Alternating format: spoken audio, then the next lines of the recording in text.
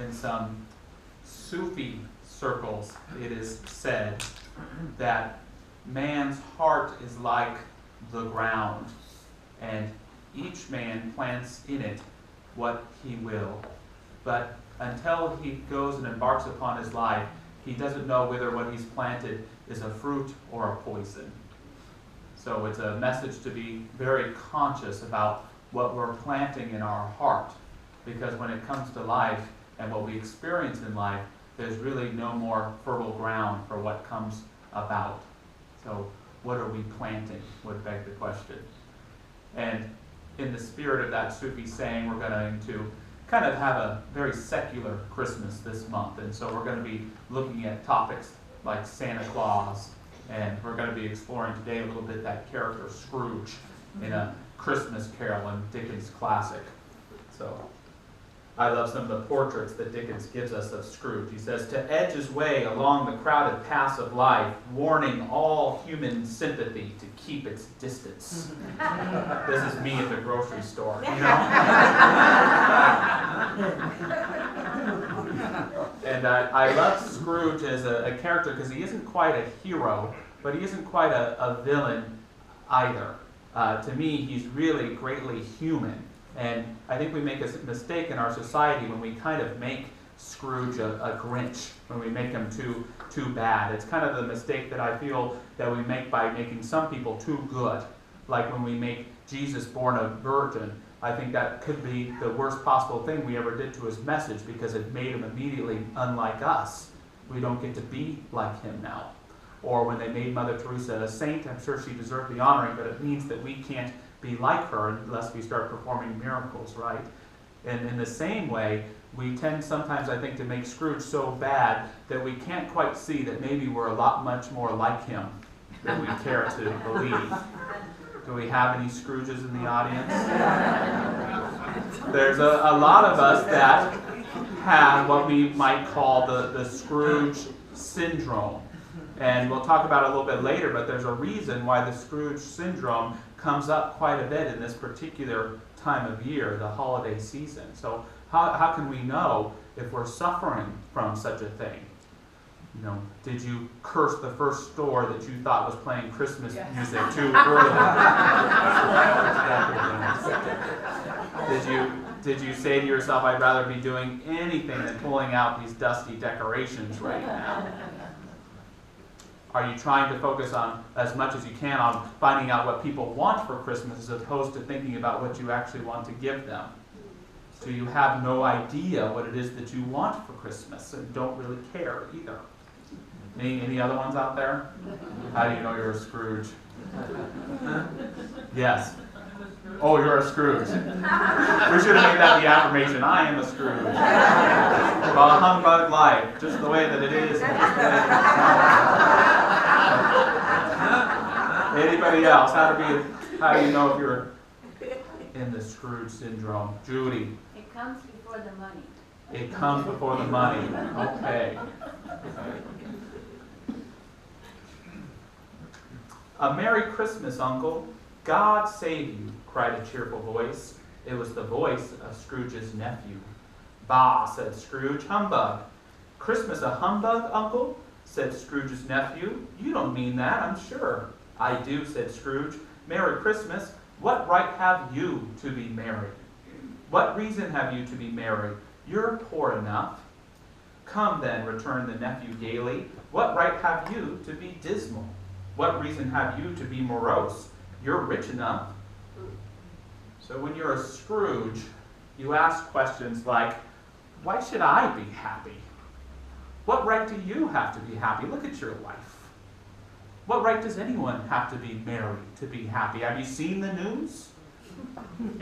Have you read about the economy? Have you seen the things going on in the world? What right have any of us to be happy?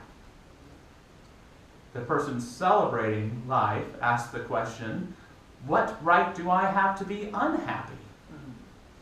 Who am I to be so self-important as to spend time being miserable?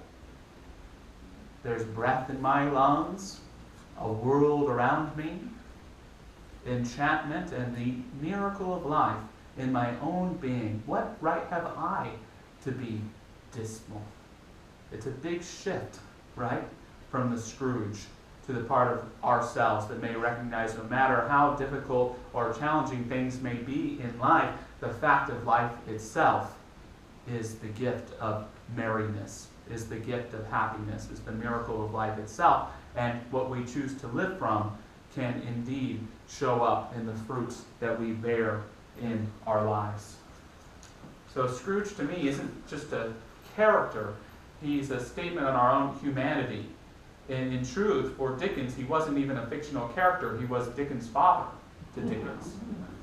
Dickens grew up quite wealthy, and as a child, his father wanted to get even wealthier, so he got involved in some illegal dealings and was thrown in jail, and his son put for several years in an orphanage. So young Dickens got to see what it was like to be really rich, and then all of a sudden he got to see what it was like to be the poorest of the poor. And so he got to look at himself and experience the abuses and the discrimination and the challenges of being incredibly poor, yet he also got to see these poor folks being happy. And so he could ask himself that question, what right do these people have to be merry? And he can even go deeper than that. What right have I to be so dismal?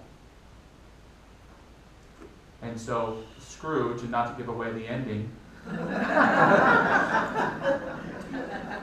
his plight and his character was his dad's life, but his conversion is who Dickens knew that his father could be, because he loved his father and he knew that there was good there. He knew that there was kindness there. As we all know, probably the central characteristic of the Scrooge syndrome is the attachment to money being the most important thing. For someone in the Scrooge syndrome, money isn't just an important thing, not just the most important thing, it is the only thing. But none of us are ever like that, right?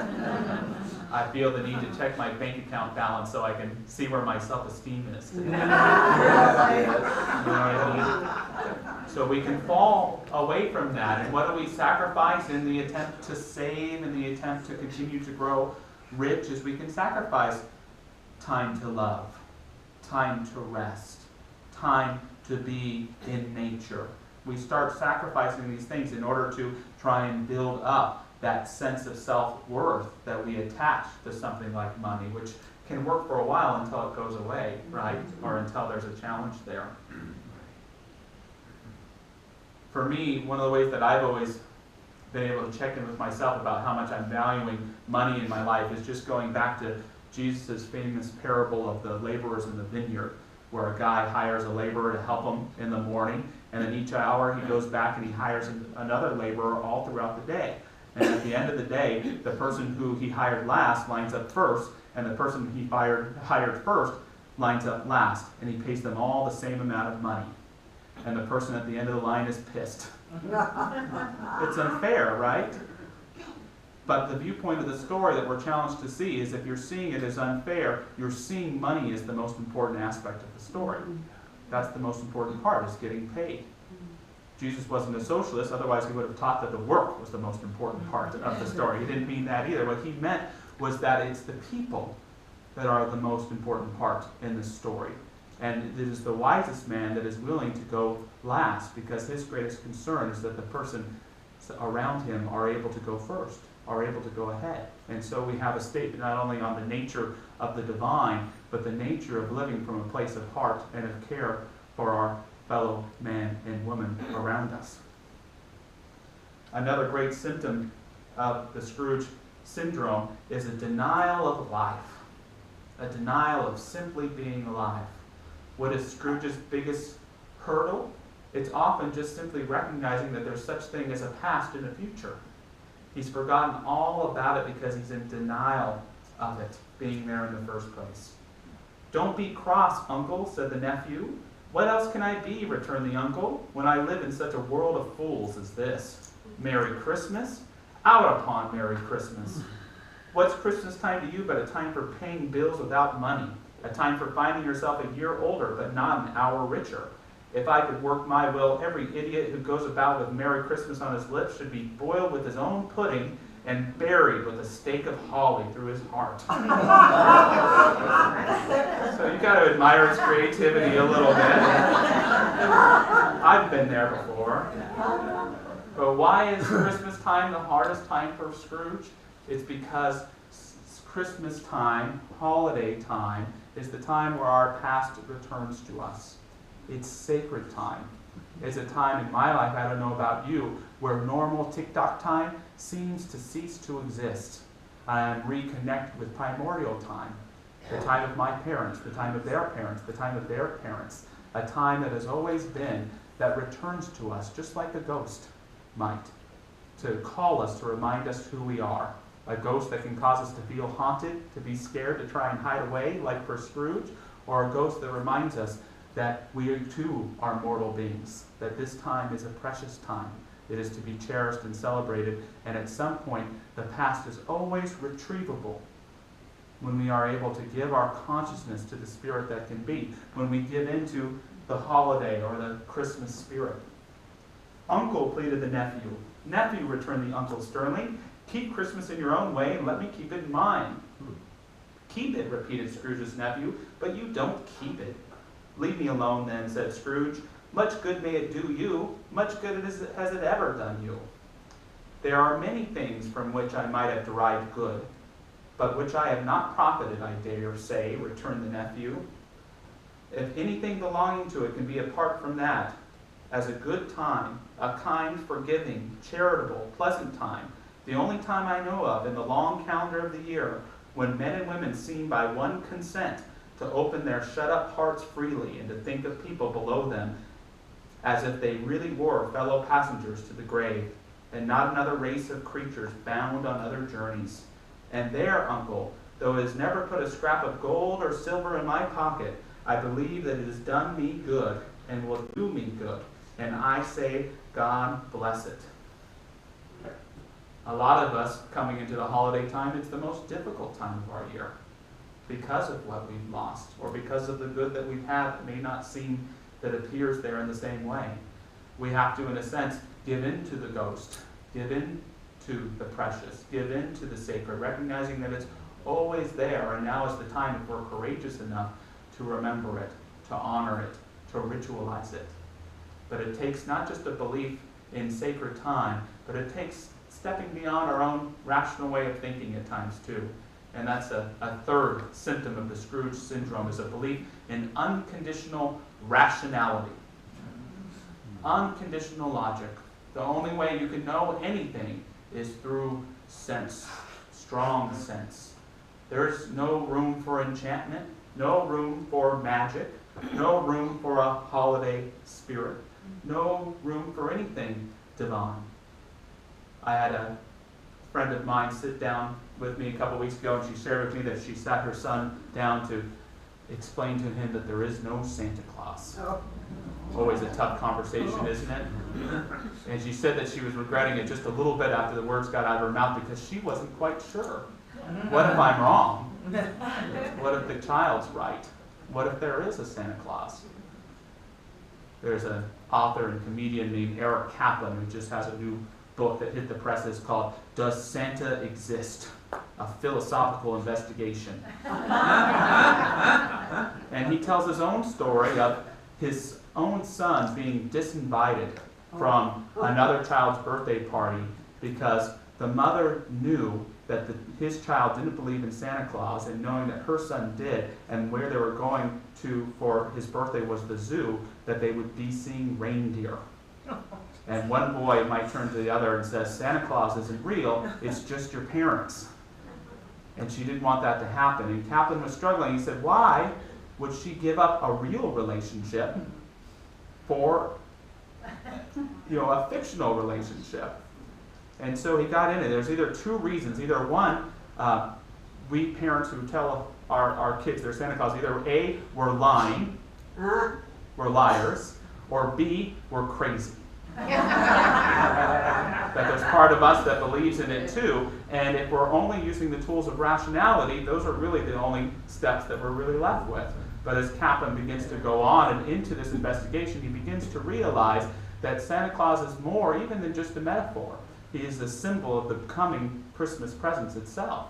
That recognition of the symbol that brings us into the unseen of an experience of sacred time, into an experience of love, into an experience of God. You could apply all the same reasoning to something like that. So the idea and the challenge for all of us is not to force ourselves to believe in Santa Claus if we don't want to, but to begin to recognize that we have to be woken up from seeing things only rational only, to recognize that there's something bigger than just logic going on around us. Something that if we open ourselves to can connect us, can open us. And this is really the only way, at least how Dickens explains it, that we're able to awaken from the Scrooge syndrome. Because how does Scrooge awaken? He gets visited by a ghost. He is forced out of his logic. He's forced out of his rationality. And to speak a word to that too, in a little bit of history, Dickens believed in ghosts. I believe for him, this may not be a fictional story. It may have happened just like that in Dickens' mind. But Scrooge, he challenges the ghost that he sees. Why do you doubt your senses? Marley asks. Because, said Scrooge, a little thing affects them. A slight disorder of the stomach makes them cheat. You may be an undigested bit of beef, a blot of mustard, a crumb of cheese, a fragment of an underdone potato. There's more of gravy than of grave about you, whatever you are. So we might say this about a ghost, but we might say this of love at times too, when it shows up. We may say this of the divine sometimes when it shows up, clinging to our senses. Once Scrooge is convinced that Marley is a ghost, Marley explains to him the consequences of living in the Scrooge syndrome. It is required of every man that goes return that the spirit within him should walk abroad among his fellow men and travel far and wide. And if that spirit goes not forth in life, it is condemned to do so after death. It is doomed to wander through the world. Oh, woe is me, and witness what it cannot share, but might have shared on earth and turned to happiness. And for me, that key of that is might have shared on earth. Is that not the greatest gift of life, of what it is that we might share, what it is that we might give, what it is that we might make a connection with, what it is and who it is that we may love? Getting so caught up in the importance of stuff, in denying the invisible aspects of life, and getting so caught up in our rationality that we become a crazy person, that we miss out on the opportunities to give the spirit of who we are, to be a presence for God's love, to be a presence for charity, to be a presence, to be present to what life is and what life can be. To close with a thought from Ernest Holmes, who seems to have this stuff figured out pretty well. He says, if the past has taught us anything, it has taught the futility of trying to run the universe with the feeble intelligence of finite minds. Again and again, we are brought back to the fundamental proposition that the universe is self-existent and is run by the propulsive action of its entiring energy. Perhaps the greatest lesson which we have to learn is the lesson of faith. Faith in the good, the true and beautiful, while the sun sets on falsehood and the night closes in on mortal strife, that which endures forever. Having learned the lessons of the past, having forgotten its failures, its doubts and its fears, let us carry with us into the future only that which is abiding, that upon which the sunshine of eternal truth can never decline. And so it is. So thanks for your time tonight.